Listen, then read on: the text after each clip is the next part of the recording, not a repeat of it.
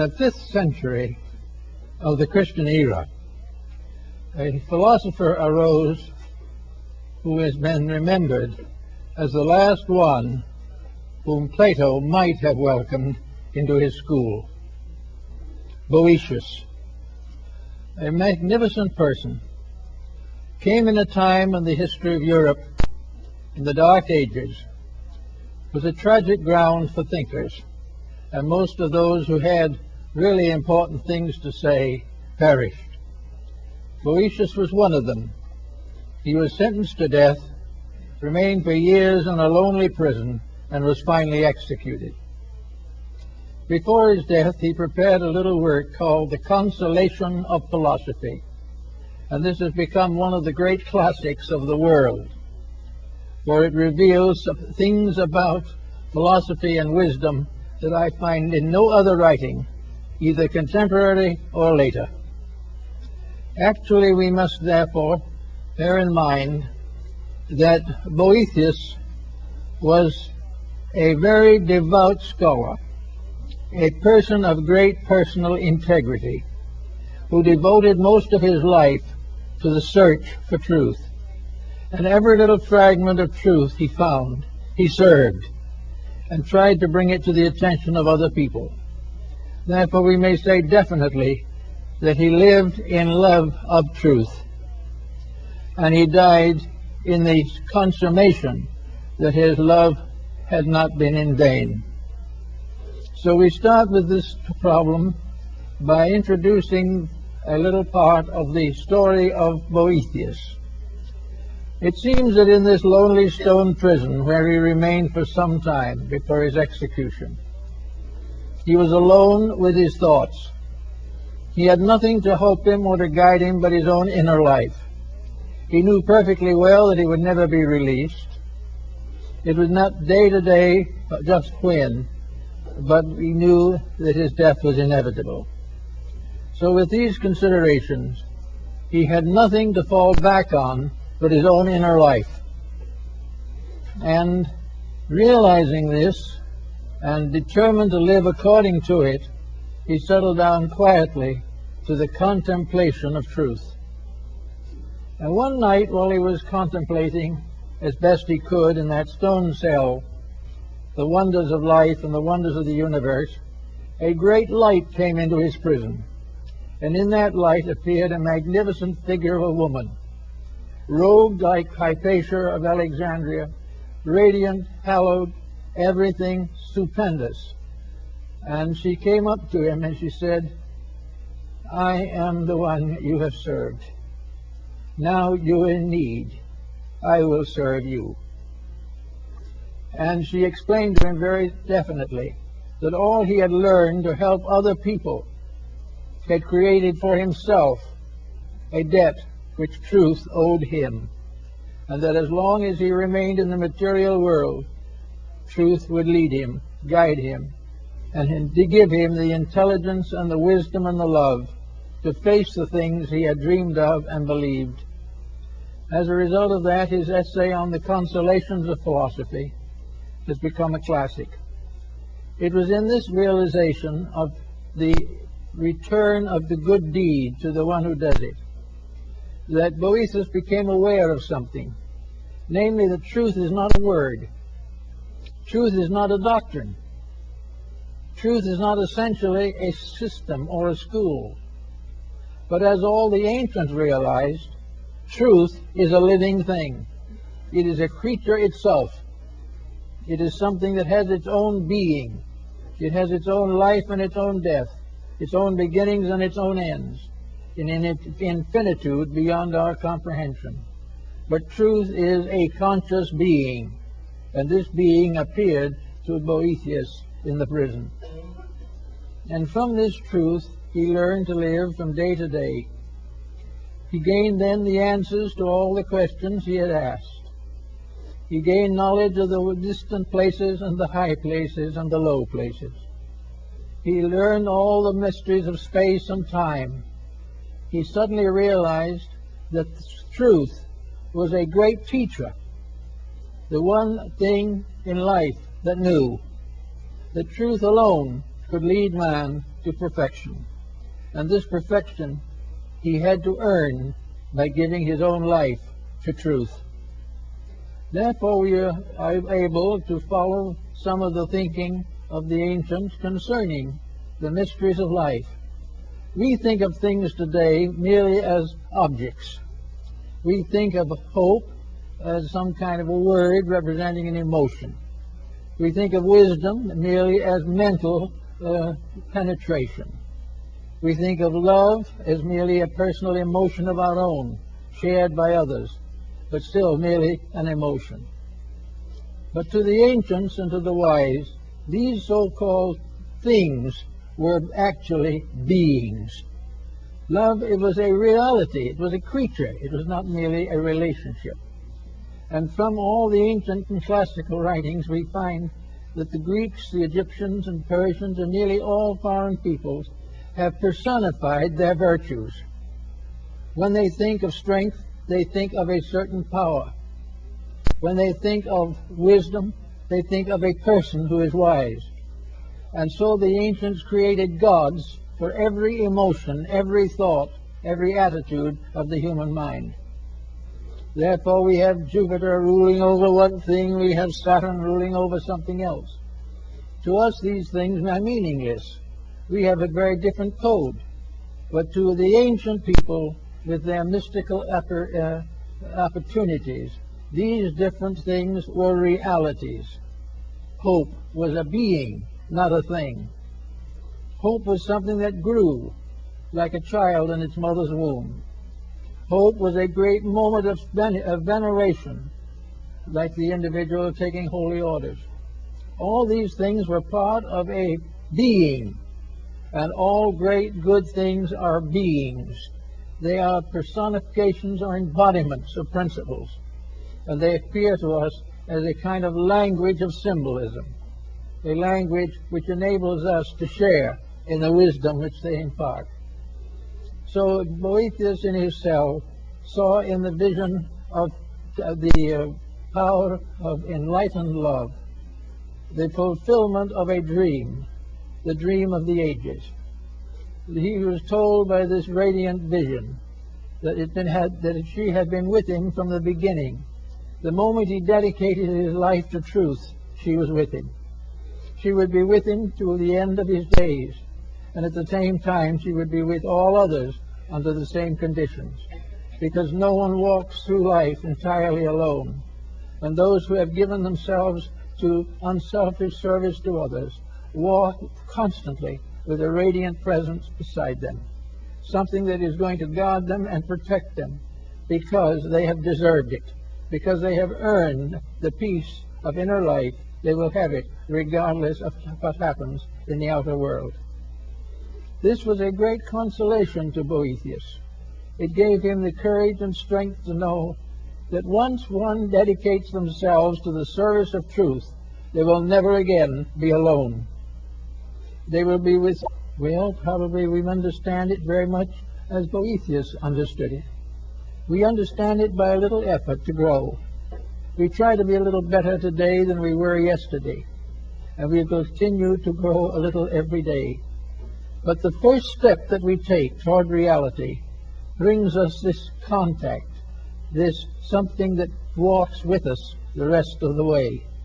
The first sincere, dedicated effort to live the life of truth brings truth to you, and truth walks with you to the end of your days. This was the idea of the Pythagoreans and the Platonists. It was the result of the individual earning dedication by his own dedication. When we do a definite good thing, when we serve those in need, when we improve the nature of our own contemplations, we have made an important connection in life. And once this connection is made, it cannot die. Once we become aware, or once we have given birth out of our own souls to the soul of truth, that soul will live on. It will go with us, maybe age after age. We may backslide and forget and lose and transgress, but once we have made a sincere effort to try, we have taken the first step to eternity. We have taken the first move in the direction of everlasting peace. And therefore it was quite proper for these ancients to think of love as the faithful friend, something that could carry on beyond all of the powers of the mind.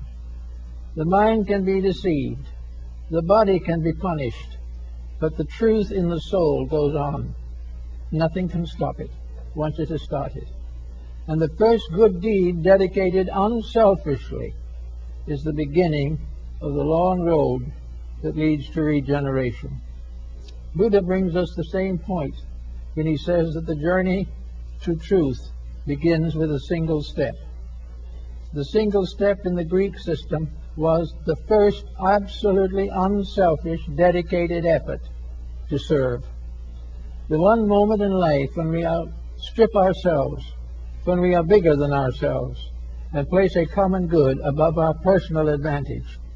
As long as we are selfish, truth remains alone for us and weeps. The moment we are selfish in our thinking, or in our actions, or in our codes of life, we cut ourselves off from the eternal love which is saved for us in the wonders and mysteries of the mystic life. So it's after a certain period, we do make this effort. It becomes, as Buddha pointed out, after the first step, the second step is a little easier. But of course, all through the first steps and the second and the third, there is the pressure of outside forces. We are constantly under tension and stress and temptation. But as the moment we begin the journey, there is something there standing with us. When the good deed stands alone, as far as we can tell, it is standing actually in the presence of the principle of good in space. There is only one principle of good. It's not a principle of this being right or that being wrong. It is a simple, actual adjustment within ourselves.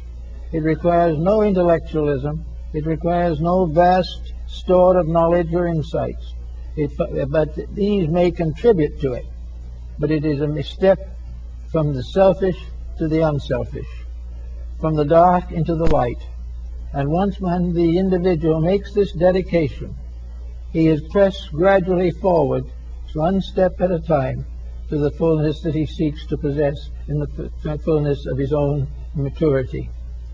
So in the story of now that we have today, in the story of love as truth, we have the concept of a standard of virtue, a standard of integrity that transcends anything that we know in our ordinary material relationships. I think probably the Greeks were very close to the fact when they began to personalize all of the principles and ideal forces of life. The Greeks did not see the earth as a body alone. The Greeks saw the earth as a soul, as a living thing. They did not see the sky as merely a great mass of stars. They saw it as a great mother brooding over the world. The stars in themselves were not just sparks of light or some kind of chemical explosions in space. The stars were beings looking down upon the world. Everything in the world was alive. Everything in the world was conscious. We did not know that consciousness, but by certain growth, by certain development, we gradually reduced the distance between personal understanding and this larger value of life. Now, much of this is symbolic, no question about it, but it is something that we have to give some thought to. I remember a story that Ernest Thompson Seton told me about a meeting of the Boy Scout movement in Canada one year before he was still alive. And he was there, and the young people from all over the area of the United States and Canada were gathered in a large hotel where the meetings were to be held.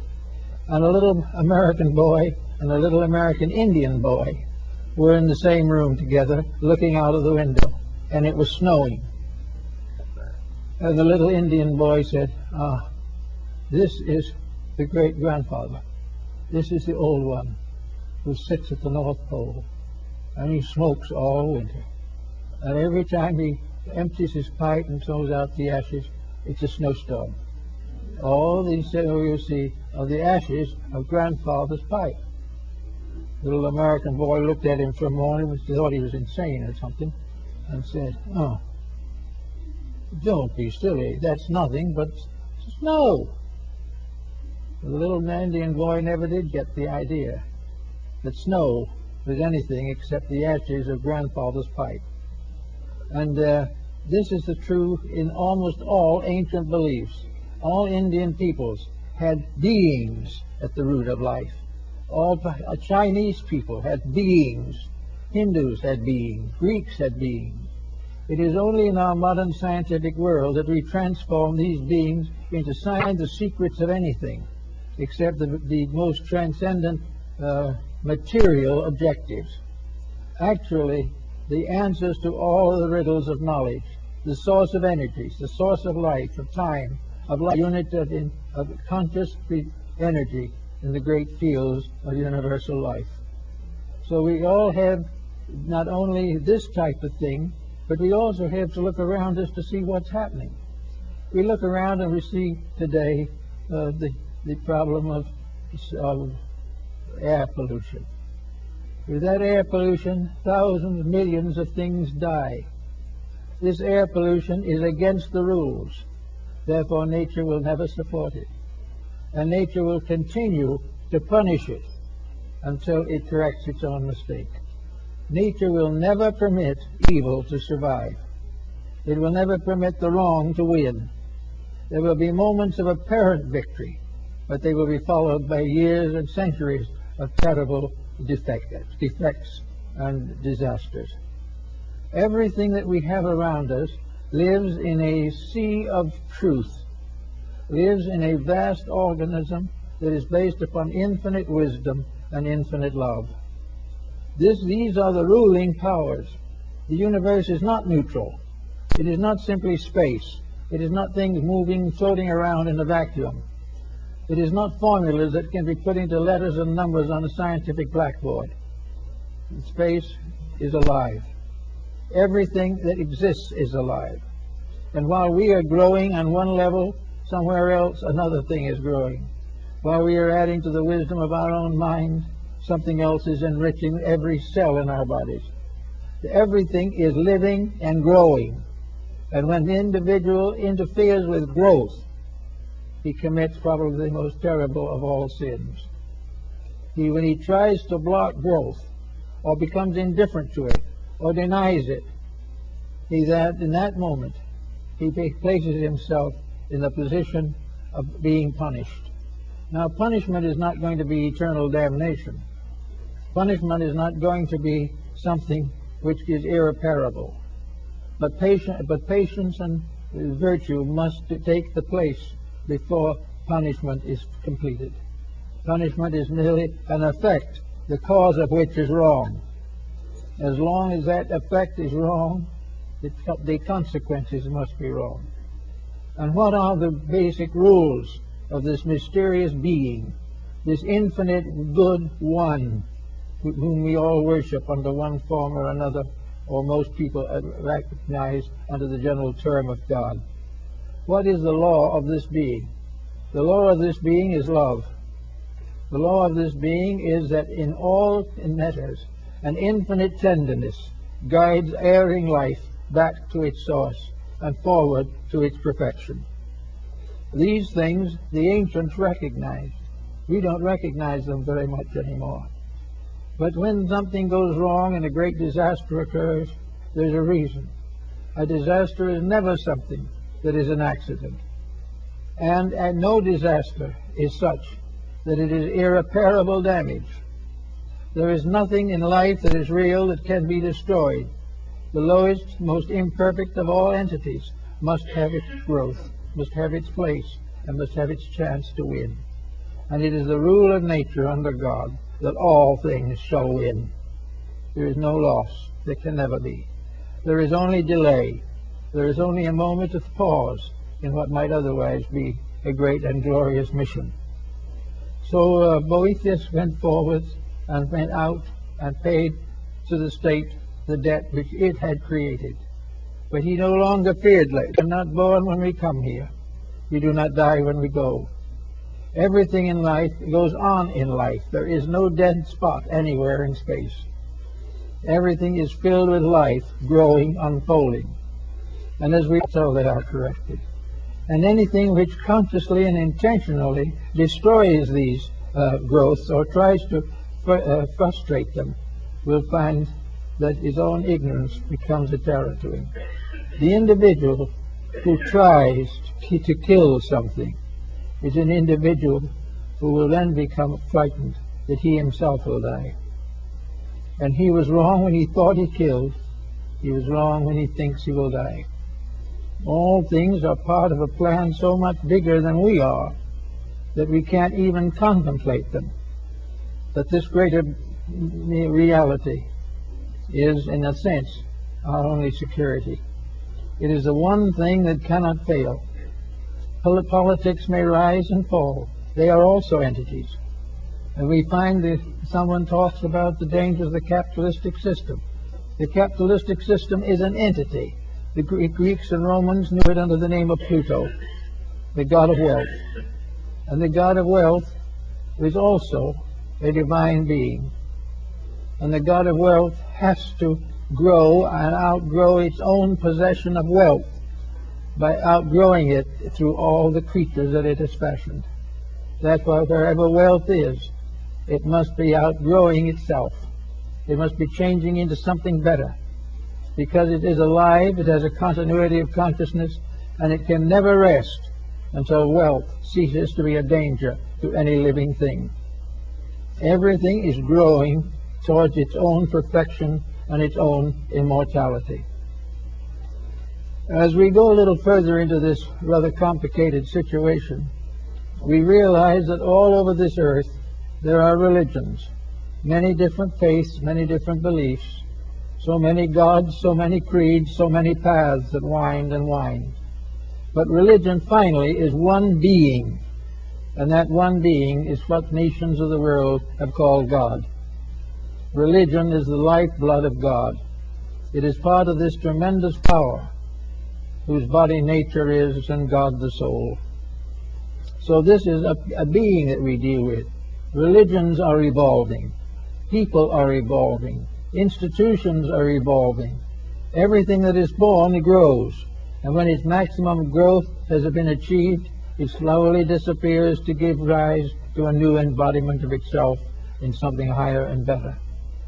We are desperately concerned today about the future of our world, and from a standpoint of our physical existence, we are well justified. But let us also remember that, as the Greeks realized, our world is alive. Our world is a great being crawling through space, passing through the solstices and the equinoxes, and passing through the arches and ways of heaven. Our earth is alive. This again we have forgotten. Therefore, when we exploit it as we do, we forget the troubles that we cause for ourselves. Our earth is a very benevolent mother, and as a Mother Earth, it is worshipped and recognized by most of the faiths and religions of mankind. This earth is a wonderful and gentle thing. But when we begin to exploit this, we recognize that we are doing an evil. We are trying desperately to corrupt something that cannot ultimately be corrupted. This is the kindly mother becomes the stern parent. When we abuse the powers which are given to us, these powers must punish us. Because in the final end, if you do not punish when it is necessary, the ultimate victory cannot be attained. So we have an earth now that is worthy of our consideration, not simply because it is a heap of dirt, not because it is filled with earth or covered with plant life. An earth that is alive as a being, an earth which is worthy of our love, worthy of our tender support, and constantly needing our agreement with its own laws. Unless we keep the rules of earth, earth cannot keep our rules.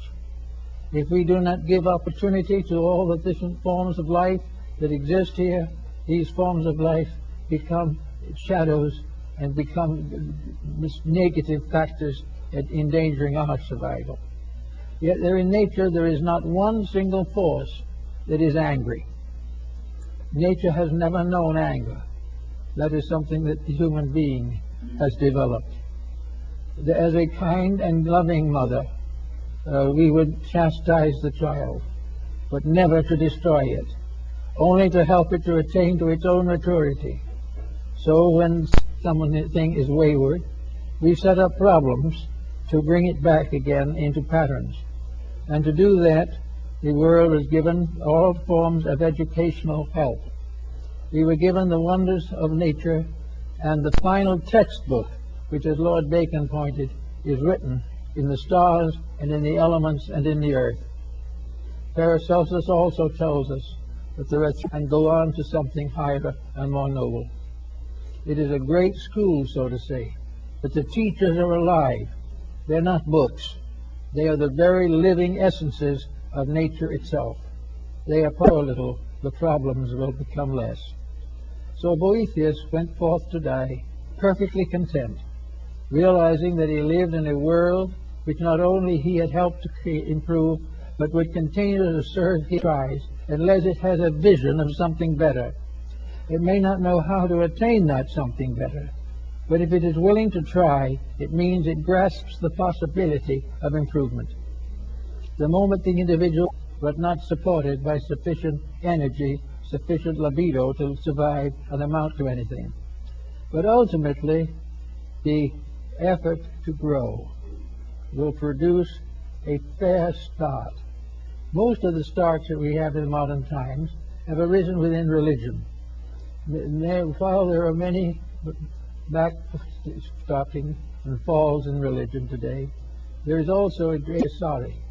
We are actually embarrassed to realize that we couldn't do better than that. Well, this embarrassment is the beginning of a gradual growth, in which ultimately we will be a little less selfish because we have begun to realize the needs of others. We will become a little more content when we realize the blessings that we already have.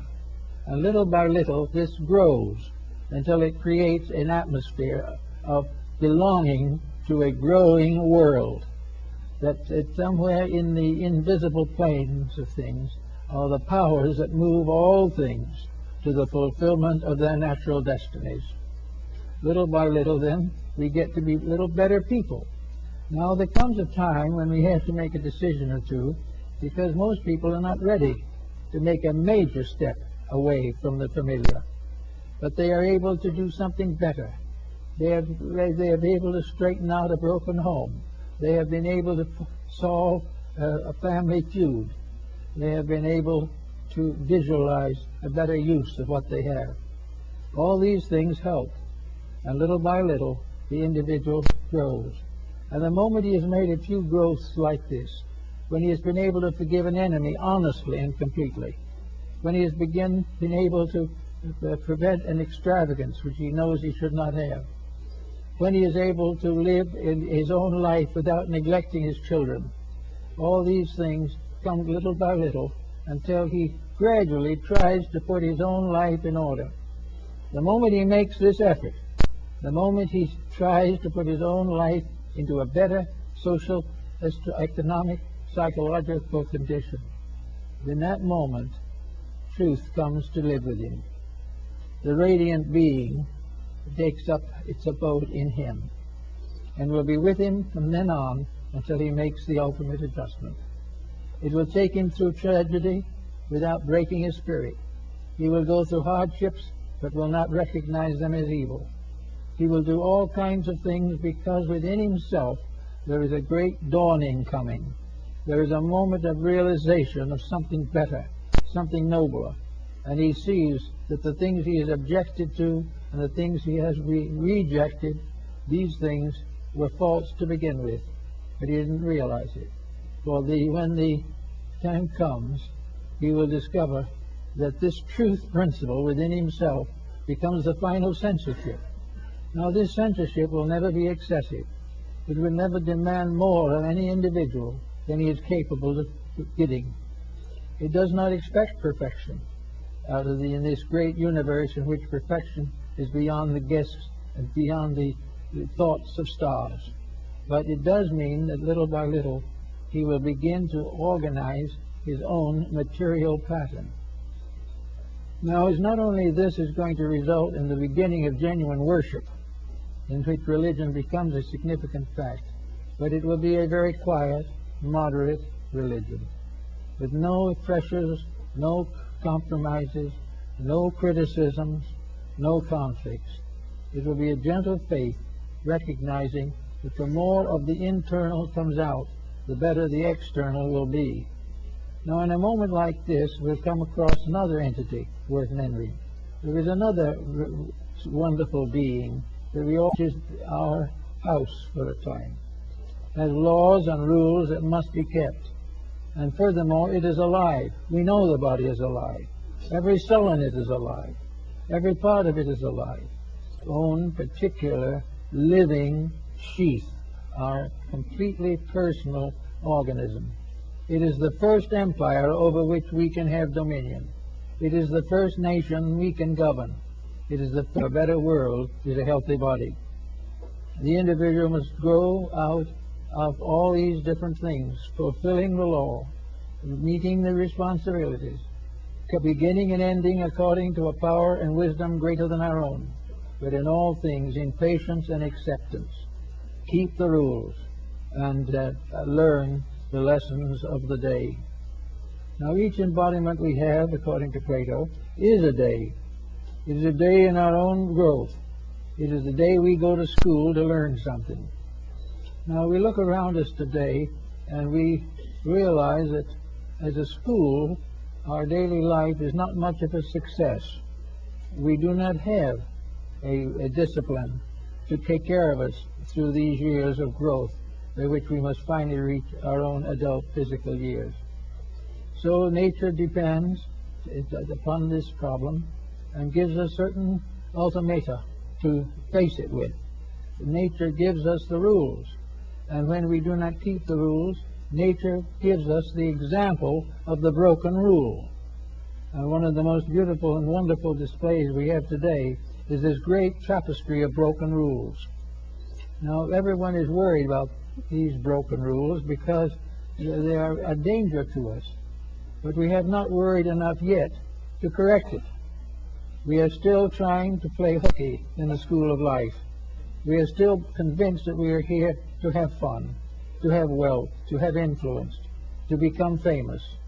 And as long as we do that, the great genius of truth will not be with us. When any ambition is false, it is not sanctified, and it is not fulfilled by the laws of life. Whenever we have an ambition that is contrary to good, that ambition will ultimately destroy us. Whenever we forget our relationship with other living things, when we forget the brotherhood of life, if we get the parenthood of life, in these factors we begin to sound out our own troubles. This is being very clearly indicated today. Boethius is not here to appreciate, maybe he is, but he was not able to live then to continue into the change that followed the Middle Ages. But we know that the rules of life that we have broken have put us exactly where we are now. Now the question still remains, how does it do it? Why does it do this, and how? Why is it that when we support the wrong thing, we get into trouble? And that is because there is a rule back of it that tells us what the right thing is, and that rule is immutable. If honesty is a universal law decreed in the infinite pattern of things, no individual human dishonesty can survive. Now, when I say survive, it doesn't mean that individual or personality will perish, but it means that the goal or the attitude will have to change. There is no possible way in which evil can achieve rulership over the world. The battle for the struggle for this control grows more violent every day. The greater the ambitions of the individual, the more terrible his mistakes will be. The more desperately he tries to escape the consequences of his own conduct, the more desperately those consequences will close in around him. He cannot escape them, because there is something in life that says he can't escape them. And the symbol of that something in ancient times is the great mother of mysteries, the great mother of the world. For all physical creatures are under one motherhood, the motherhood of the mysteries, the motherhood of the Virgin of the world, the motherhood of the mother who remains a virgin forever and bears children unto the eternity of things. All these wonders and mysteries are very simple. But the great mother of earth, the great mother of the mysteries, is nature itself. Not as a blind force run by physical means and few chemical symbols to tell what it is, but a living, vital force that dreams, thinks, hopes, prays, does everything necessary to bring home the wayward children. That something which knows that the problem must be solved, that there can never be allowed for evil to survive, that never can ignorance prevail, never can violence destroy peace. And in the process of doing this, we find, or nature finds, the individual, unfortunately, lacks the internal resources to make the proper decisions. He cannot say to himself, I have told a lie, and therefore I must correct it. The individual tells the lie, thinks he gets away with it, and then a consequence sets in that hurts him. And this consequence that sets in is the only way that he can learn not to lie. He cannot be expected at this time to come to the moral solution all by himself. If he does come to that solution, it is because he is already on the road that leads to light. He is on the way to something better. But for most persons, responsibilities must be evaded. They must be avoided in every way possible, because they interfere with the smooth passing of a useless life. But that is the problem. There can be no smooth passing of ignorance. There can never be a success built upon stupidity. There can never be a peace built upon violence. There can never be a wisdom based upon a principle of ignorance. All these things have to be worked out in their own nature. And therefore we are all concerned every day with the world around us. But the great mother of mysteries is with us. She is brooding over us now, just as she always has. She is the one that is constantly waiting to bring the wayward children back again to the rules. And she will never stop until they come back. No one will ever be permitted to be a truant. Actually, the truant will hate punishment. The dope addict will hate to be prevented from gaining his justification or his pleasure from the narcotics.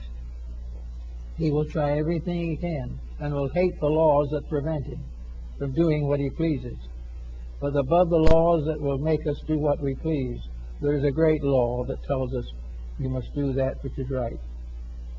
And in this way, we gradually discover that there is a universe of intelligence, a universe of wisdom, a universe of good, a universe dedicated to the service of eternal truth and dwelling forever in the presence of the divine being. Therefore, if we go along a little, as Boethius did, we may come to the gate that leads out from this life into something else. But when we go through, we will make the discovery that we have not been cast again into shadow, but that the light in ourselves, if it is there, will never leave us. And no matter what happens from that time on, truth will prevail in us. And that means that peace will take over. Now, if truth prevails in the average person, let's take an example, a very concrete one, of just how it operates. Supposing truth in the case in consideration is a problem of maintaining the health of the physical body. This is something that is very significant today.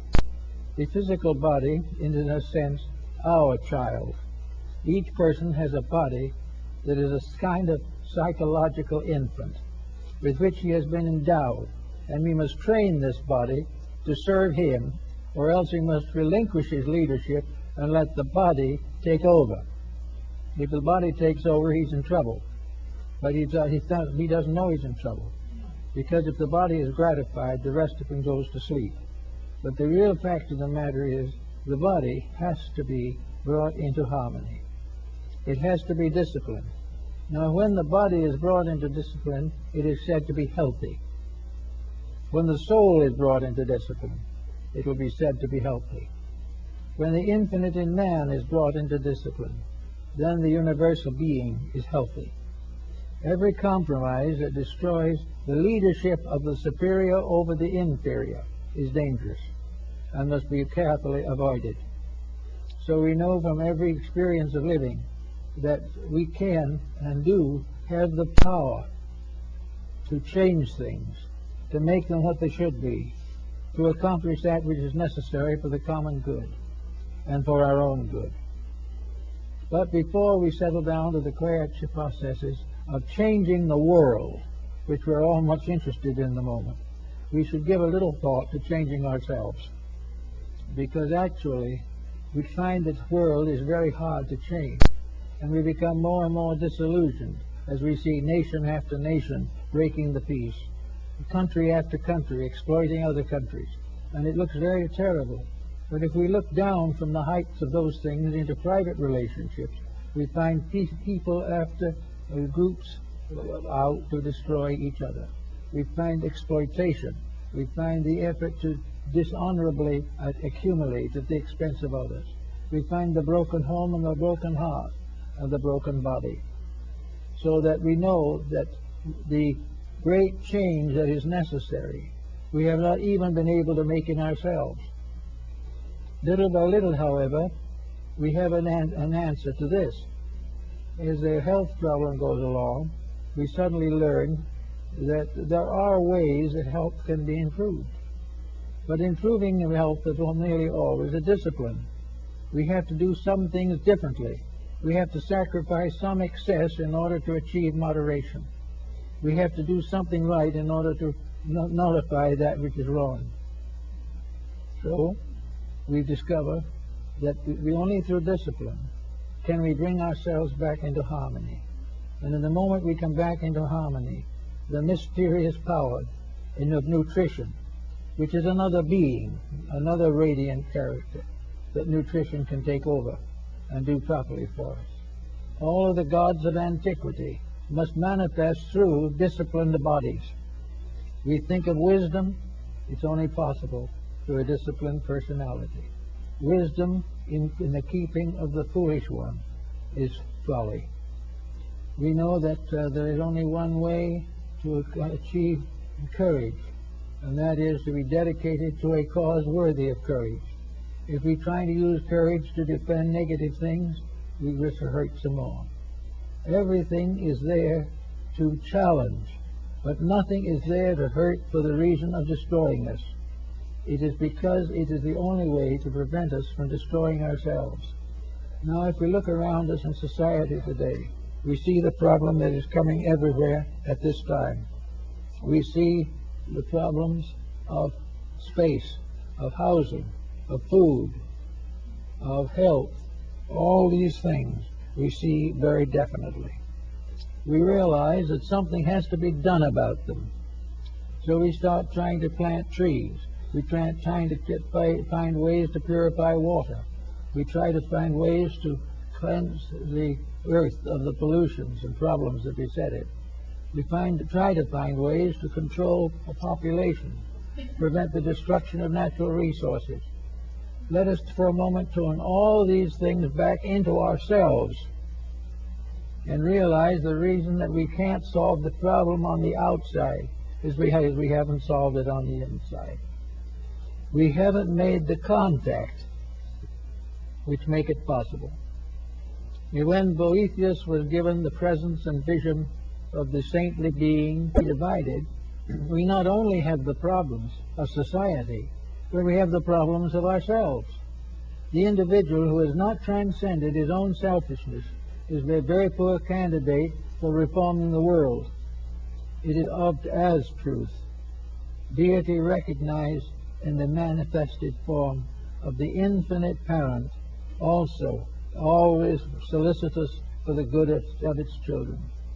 We must think of the faiths of men as being the gateways to conduct. We must think also of all the dreams and hopes of the ages and realize that they cannot be fulfilled until the individual loves truth better than he loves himself. There is no way of solving the problem unless we become aware of a strange and wonderful beauty, as Boethius saw it in his prison cell. A radiant being. We can call it peace. We can call it wisdom. We can call it love. We can call it whatever we want to call it. But it is a radiant power that blesses dedication, that rewards definite effort to perfect and to fulfill. It is something that can take over the life of the individual when he is no longer willing to dedicate that life to the fulfillment of his private ambitions. So with all these points, there is this wonderful opportunity that comes, which Boethius noted, and which is the love of truth. Now, love is a very careful word. Love to the average individual is a very physical word. Life and love to the theologian is an emotional experience. Life and love to the philosopher is an intellectual experience. But beyond this is the simple, direct fact of the love of truth. A love which does not require rationalization, does not require scientific proof, does not require anything but the evident fact that if we love peace, we will serve it. And if we serve peace, we will have peace. That if we serve and love truth, we will dedicate ourselves to truth. We will correct the curriculums of our schools. We will add knowledge to the courses necessary to instruct the young. And we will put ideals and principles ahead of profit and private enterprise.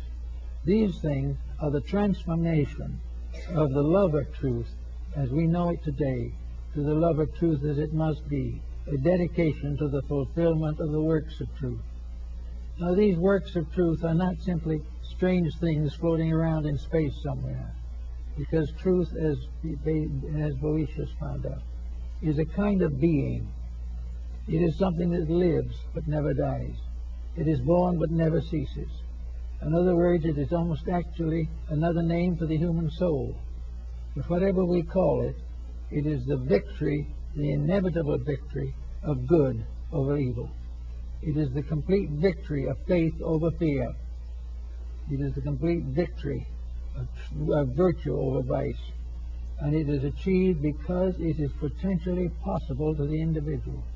And each human being is born with the potential of the perfection of truth within himself. There is nothing that can prevent the individual from attaining truth except his own reluctance to improve his ways. Now, it's possible for him to realize that some of the truths that he must ultimately know, dynamic experience of personal growth. And this personal growth, he can start where he is. He doesn't have to worry about anything. What is his problem at the moment? Well, maybe it's a need of a job, or perhaps it is domestic difficulty. Perhaps it is a wayward child. We do not know what that is, but whatever it is, if at this time he has not found a footing in a pattern for his own permanent growth, that problem which he faces today must become that footing, or one of its equivalents. It must be something done by the individual himself to prove a sincere dedication to advancing the cause of common good. Once he makes one statement, the seed is planted. And once the seed is planted, it will never die. It leads, one good deed leads to others. One bit of wisdom leads to greater wisdom. One concept of the divine love of God for man is fulfilled in the divine love of man for God. These things are all part of a wonderful mystery, truth in a mystery, love and wisdom in a mystery. All these things we have to face as coming to us in the course of years. So we can wait in our own way for the radiant woman who comes to the prison cell and says, you have served God all your life. You have been a good person, and you are not going to be deserted in your gray hairs. The good you have done to others comes back as a radiant being to lead you to the peace and security that you desire. Under those conditions, things will get done in a reasonable length of time. Thank you.